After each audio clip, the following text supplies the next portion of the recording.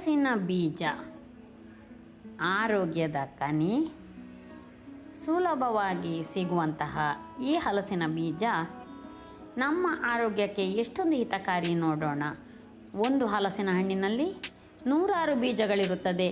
ಪ್ರತಿ ಹಣ್ಣಿನ ಸೊಳೆಯಲ್ಲಿ ಒಂದೊಂದು ಬೀಜ ಅಡಗಿರುವಂತಹ ಈ ಹಲಸಿನ ಬೀಜ ಹಲಸಿನಕಾಯಿ ಹಲಸಿನ ಹಣ್ಣು ಆಗುವಲ್ಲಿ ಧಾರಾಳವಾಗಿ ಸಿಗುತ್ತದೆ.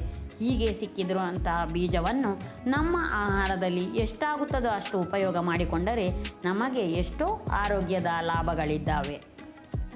ಮುಖ್ಯವಾಗಿ ಪ್ರೋಟೀನ್ ಮತ್ತು ಇತರ ಪೋಷಕಾಂಶಗಳು, ಕಬ್ಬಿಣಾಂಶಗಳು ಹೇರಳವಾಗಿ ಇರುವಂತಹ ಈ ಹಲಸಿನ ಬೀಜ ಬೇರೆ ಬೇರೆ ರೀತಿಯಲ್ಲಿ ಇದನ್ನು ಆಹಾರದಲ್ಲಿ ಸಾರು, ಪಲ್ಯ, ಹೋಳಿಗೆ, ಉಪ್ಪು ಕರಿ ಹೀಗೆ ಬೇರೆ ಬೇರೆ ರೀತಿಯಲ್ಲಿ ಇದನ್ನು ಅಡುಗೆಯಲ್ಲಿ ಉಪಯೋಗ ಮಾಡಿಕೊಳ್ಳಬಹುದು.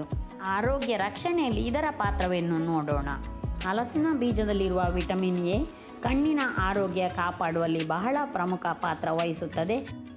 ಕಣ್ಣಿನ ಪೊರೆ ಬಾರದಂತೆ ತಡೆಯುವುದಲ್ಲದೆ ಮಾಸ್ಕ್ಯುಲರ್ ಡಿಜನರೇಷನ್ ಆಗುವುದನ್ನು ಕೂಡ ತಡೆಯುತ್ತದೆ. ಇದರಲ್ಲಿ ನಾರಿನಂಶ ಹೆಚ್ಚಾಗಿ ಇರುವುದರಿಂದ ಕರುಳಿನ ಆರೋಗ್ಯಕ್ಕೆ ಬಹಳ ಹಿತಕಾರಿ. ಹಾಗೆ ಹೊಟ್ಟೆಯ ಆರೋಗ್ಯವನ್ನು ಕಾಪಾಡುವಲ್ಲಿ ಇದು ಪ್ರಮುಖ ಪಾತ್ರ ವಹಿಸುತ್ತದೆ.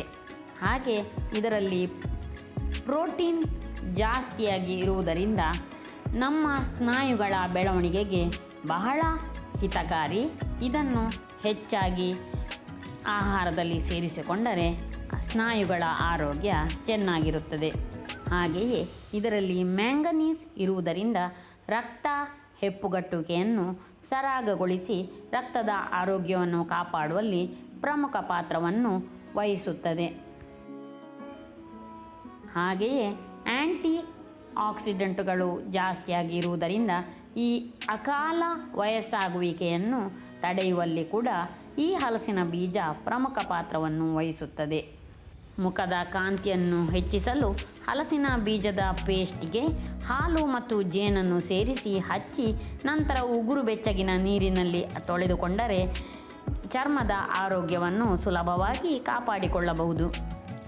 ಹಾಗೆಯೇ ಈ ಹಲಸಿನ ಬೀಜದಲ್ಲಿರುವ ಕಬ್ಬಿಣದ ಅಂಶವು ನೆತ್ತಿಯ ಆರೋಗ್ಯಕ್ಕೆ ಉತ್ತಮವಾಗಿದ್ದು ಅಲ್ಲಿ ರಕ್ತ ಸಂಚಾರ ಆಗುವಂತೆ ನೋಡಿಕೊಂಡು ಕೂದಲಿನ ಬೆಳವಣಿಗೆಗೆ ಕೂಡ ಸಹಕಾರಿಯಾಗಿದೆ. ಕಬ್ಬಿಣದ ಅಂಶವನ್ನು ಹೊಂದಿರುವಂತಹ ಇದು ನಮ್ಮ ರಕ್ತಹೀನತೆಯನ್ನು ಕೂಡ ಕಡಿಮೆ ಮಾಡುತ್ತದೆ. ಇಷ್ಟೆಲ್ಲ ಅನುಕೂಲತೆ ಇರುವಂತಹ ಹಲಸಿನ ಬೀಜವನ್ನು ಇನ್ನು ಯಾರೂ ಬಿಸಾಡುವುದಿಲ್ಲವಲ್ಲವೇ? ಹೆಚ್ಚೆಚ್ಚು ಉಪಯೋಗಿಸಿ.